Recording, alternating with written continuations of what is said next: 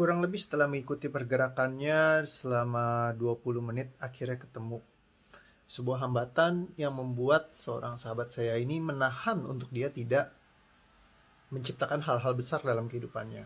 Sudah beberapa bulan ke belakang dia merasakan kesulitan untuk mau bertumbuh dan berkembang.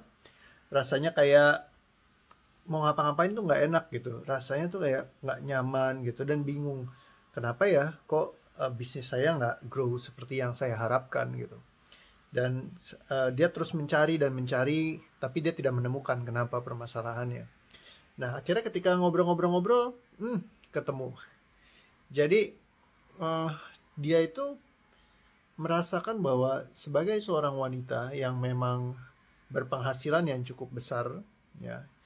Jadi dia di tempat dia bekerja cukup lumayan penghasilannya, dan seringkali disebutkan kalau misalkan orang yang berpenghasilan besar, terutama wanita ya, wanita yang berpenghasilan besar akan sulit mendapatkan pasangan. Karena pasangan itu ya jadi susah mengimbanginya.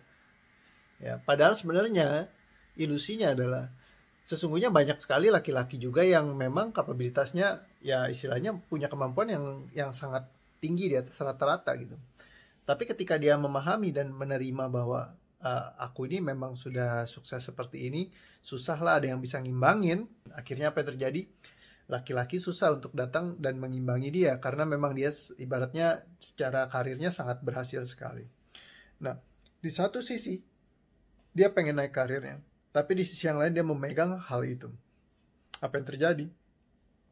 Kalau di masa sekarang saja dengan karir yang seperti itu, dia nggak bisa bertumbuh dan dia nggak bisa dapetin pasangan. Bagaimana kalau dia bertumbuh dan berkembang karirnya? Bagaimana kalau karirnya menembus batasan-batasan yang dia nggak pernah tembus sebelumnya? Tentu kalau sekarang aja udah susah banget ada yang istilahnya mau deketin dia karena memang dianya sudah sangat capable, sangat bisa sekali. Ya, bagaimana kalau misalkan karirnya makin naik, makin lagi nggak dapet pasangan gitu kan.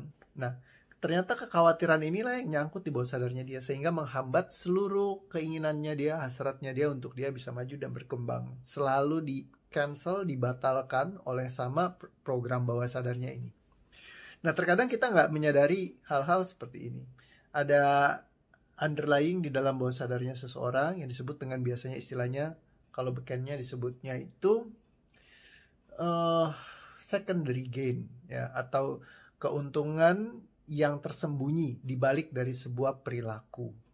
Misal contoh, ada kalau misalkan orang yang sudah tua itu cenderung sering sakit-sakitan misalnya. Kenapa? Karena lebih senang pas lagi sakit ada yang memperhatikan, temennya datang segala macam, terus memperhatikan dia, keluarganya datang, anak-anak yang sudah di luar kota pada datang bergantian untuk jagain. Ya, ketika anak-anak datang, dia sembuh sehat lagi. Begitu anak pulang, dia kesepian lagi, dia create lagi sakitnya supaya anak-anak bisa datang lagi, balik lagi. Ya, ini yang biasa disebut dengan Munchausen syndrome. Cuma kalau dicari di internet mungkin kalau dibaca sebenarnya lain ya. Cuman intinya adalah sindrom yang dimiliki oleh orang-orang yang mereka sebenarnya bukan dengan sengaja melakukan itu. Tapi ini memang sesuatu program bawah sadar, underlying di bawah sadarnya yang belum diselesaikan. Kita perlu cek-cek tahu dulu. Kadang-kadang kita seringkali tersembunyi dan kita nggak nemukan gitu. Dan kita rasanya kayak muter-muter bolak-balik di situ lagi, di situ lagi, di situ lagi, di situ lagi. Kenapa ya di sana terus gitu? Tapi kita nggak tahu gitu. Kalau misalkan kita nggak telusurin dan kita cari tahu, ya terkadang butuh dibantu sama orang-orang yang tepat memang ya, karena banyak orang yang ya istilahnya mungkin kurang kurang paham tentang konsep ini sehingga tidak bisa membantu kita untuk menemukan, ya kan. Dan butuh memang kayak ketelitian ketika kayak tadi juga ngejar energinya, oh di sini, nah ini nih ternyata dari sini, dan terjadi loopnya seperti itu. Kita nggak tahu apa yang menjadi halangan kita. Intinya kalau misalkan kita ngerjakan sesuatu tapi kita belum mencapai apa yang kita inginkan dengan lebih cepat ya, misalkan, atau ada loncatan-loncatan yang kita tidak terduga ya, bisa jadi energinya itu bergerak dari energi yang mempertahankan kita di kondisi yang sama sehingga kita tidak banyak berubah.